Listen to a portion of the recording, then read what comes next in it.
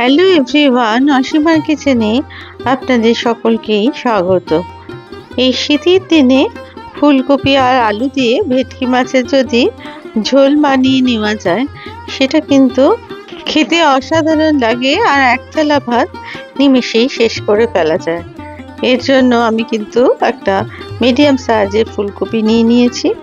তারপরে সেটার ফুলের অংশগুলো আমি ভালো করে ছাড়িয়ে নিয়ে একটা বাটির মধ্যে জলের মধ্যে বেশ খানিকক্ষণ ভিজিয়ে রেখেছি। জলের মধ্যে ভেজালে এর মধ্যে যদি কোনো পোকামাকড় থাকে সেটা অতি সহজেই বেরিয়ে আসে আর ভালোভাবে সমস্ত ময়লাও দূর হয়ে যায়। আর এখানে আমি নিয়ে নিয়েছি 5 টুকরো ভেটকি মাছ, যেটা প্রথমে আমি খানিকটা নুন, হলুদ গুঁড়ো আর একটু লঙ্কার গুঁড়ো দিয়ে ভালো করে মাখিয়ে নিয়েছি। নুনটা যাতে ভালোভাবে ঢোকে তার জন্য মাছটাকে মাখিয়ে নেওয়ার পর মিনিট 10 মতো রেখে দিয়েছি ম্যারিনেশনের জন্য। তারপরে আমি কিছু আলুর অংশ কেটে নিয়েছি। এখানে আমি 2টো আলু দিয়েছি মাঝারি মাপের লম্বা লম্বা টুকরো করে কেটে। অন্যদিকে এবার কড়াই গ্যাসে বসিয়ে তার মধ্যে দিয়ে দিলাম 150 মিলিলিটার মতো সর্ষের তেল। আর মাছগুলো এবার ভাজার জন্য তেল গরম হয়ে গেলে তার মধ্যে ছেড়ে দিলাম। হাই আছে কিন্তু এগুলো মাছগুলো ভাজতে হবে, কারণ না হলে কিন্তু মাছগুলো ভেঙে যাওয়ার সম্ভাবনা থাকে। যেহেতু ভেটকি মাছ একটু নরম ধরনের হয়, তার জন্য হাই ফ্লেমে কিন্তু আপনারা ভাজবেন এবং খুব আলতো হাতে উল্টে পাল্টে দেবেন, যাতে করে মাছটা খুব সুন্দরভাবে ভাজা হয়। আর মাছগুলো হালকা লাল রঙের হয়ে গেলে আমি কিন্তু এগুলো তেল থেকে তুলে নিলাম।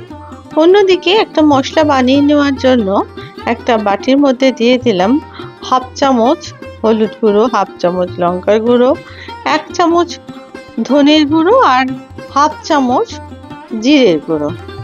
দিয়ে দিলাম 1/2 চামচ মতো হিং আর দিয়ে দিলাম 2 চামচ মতো কাশ্মীরি লাল লঙ্কার গুঁড়ো।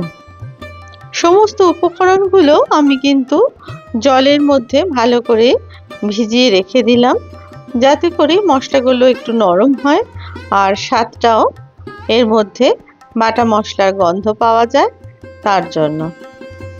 এরপর অন্য যে মাছের টুকরোগুলো ছিল ওই একইভাবে ভেজে ওই মাছগুলো আমি কিন্তু তুলে নিলাম। শীতকালে নতুন ফুলকপি দিয়ে ভেটকি মাছের ঝোলের স্বাদ কিন্তু একদম আলাদা হয়। তাই আজকে আমার এই রান্না। সমস্ত মাছগুলো তুলে নেওয়ার পরে যে আমি ফুলকপিগুলোর টুকরোগুলো কেটে রেখেছিলাম সেই টুকরোগুলো তেলের মধ্যে দিয়ে দিলাম। তারপরে এগুলোকেও ভালো করে হালকা ব্রাউন কালারের মতো করে ভেজে নিলাম। এটাও কিন্তু হাই ফ্লেমেই করতে হবে, না হলে কিন্তু ফুলকপির অংশগুলো নরম হয়ে যাবে এবং সেখানে ফুলকপির ক্রাঞ্চি ভাবটা নষ্ট হয়ে যাবে আর গলে যাওয়ার সম্ভাবনা থাকবে।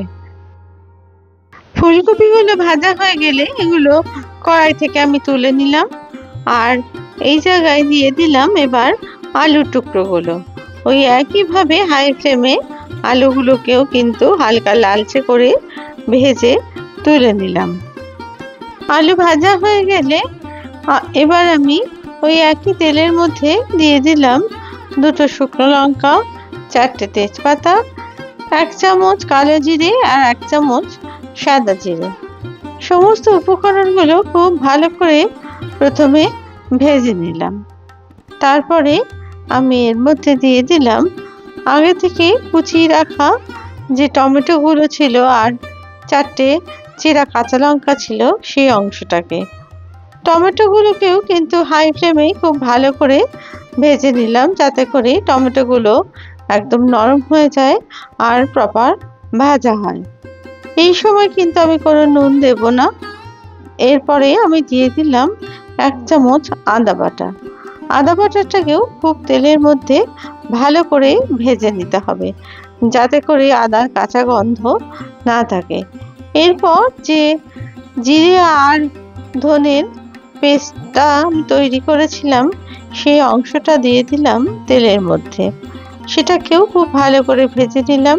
আর এর মধ্যে দিয়ে দিলাম 1.5 চামচ মতো নুন। আমি ছোট চামচে নুন ব্যবহার করেছি। আপনারা আপনাদের স্বাদ অনুযায়ী অবশ্যই কিন্তু নুনটা দেবেন। তারপরে মশলাটাকে খুব ভালো করে কষাতে থাকলাম। এরপরে ভেজে রাখা যে ফুলকপি আর আলুর টুকরোগুলো ছিল সেগুলোকেও কিন্তু একই সাথে ভাজতে থাকলাম। এরপরে বাটির মধ্যে যে মশলার অংশটা লেগেছিল সেটা অল্প একটু জল দিয়ে সেই জলটুকু দিয়ে দিলাম এই মশলা কষানোর সময়। তারপরে সেটাকে ভালো করে কষিয়ে আমি এর মধ্যে দিয়ে দিলাম ছোট চামচের 1 চামচ চিনি। এই চিনিটা ব্যবহার করলাম যেহেতু টমেটোটা দিয়েছিলাম একটু টক ভাব হয়ে যাবে তার জন্য। আপনারা না চাইলে চিনিটা কিন্তু নাও ব্যবহার করতে পারেন। এরপরে দিয়ে দিলাম আমি প্রায় 2 কাপ মতো গরম জল। আপনারা কিন্তু অবশ্যই গরম জলের ব্যবহার করবেন। তারপরে ঝোলটা ফুটে উঠলে আমি একটা ঢাকনা দিয়ে দিলাম মিনিট 5 জন্য।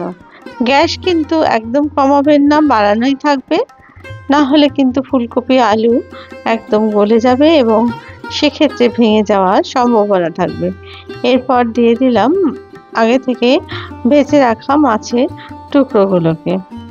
আর এবার ঝোলটা ফুটে উঠলে আমি হাতায় করে সমস্ত ঝোল মাছের ওপরে দিয়ে দিতে থাকলাম, যাতে করে মাছগুলো ঝোলের মধ্যে ডুবে যায় আর সুন্দর গন্ধ এসে যায় ঝোলের মধ্যে। হাই ফ্লেমে এবার ঢাকনা খুলে আমি আরও 5 থেকে 7 মিনিট ঝোলটাকে ফুটিয়ে নিলাম। তারপরে এর মধ্যে সবশেষে দিয়ে দিলাম 1/2 চামচ মতো গরম মশলার গুঁড়ো। গরম মশলার গুঁড়ো দেওয়ার পরে আমি হাতায় করে ঝোলটা খানিকটা ওপর নিচ করে দিলাম, যাতে করে সমস্ত গরম মশলার গুঁড়ো মাছের ঝোলের মধ্যে ঢুকে যায় আর মাছগুলোর মধ্যেও সুন্দরভাবে ঝোলের অংশ ঢুকে যায়। দেখুন আমার মাছের ঝোল কিন্তু একদম সম্পূর্ণ। এই সময় আমি গ্যাসটাকে এবার বন্ধ করে দিলাম। বন্ধ করে দিয়ে মিনিট 5 জন্য আমি এটা ঢাকা দিয়ে রেখে দিলাম। দেখুন এবার কত সুন্দর মাছের ঝোল তৈরি হয়ে গেছে। এবার আমি এটা একটা বাটির মধ্যে ঢেলে নিলাম। যদি আপনাদের এই রেসিপি ভালো লেগে থাকে তাহলে প্লিজ লাইক, শেয়ার আর কমেন্টস করতে ভুলবেন না। আর আমার চ্যানেলের যদি আপনারা নতুন বন্ধু হয়ে থাকেন তাহলে প্লিজ চ্যানেলটিকে সাবস্ক্রাইব করে দেবার অনুরোধ রইল। আর পাশে থাকা বেল আইকনটিকে প্লিজ প্রেস করে দেবেন, যাতে করে নতুন রেসিপি দিলে অতি সহজেই প্রথমেই তা আপনাদের কাছে পৌঁছে যায়। এই শীতের সময়ে ঠিক এই রকমভাবে আপনারা একবার প্লিজ বাড়িতে বানিয়ে দেখবেন যে ভেটকি মাছের ঝোল কত সুন্দর হয়। আবার নতুন রেসিপি নিয়ে আপনাদের কাছে হাজির হব। সবাই ভালো থাকবেন। ধন্যবাদ।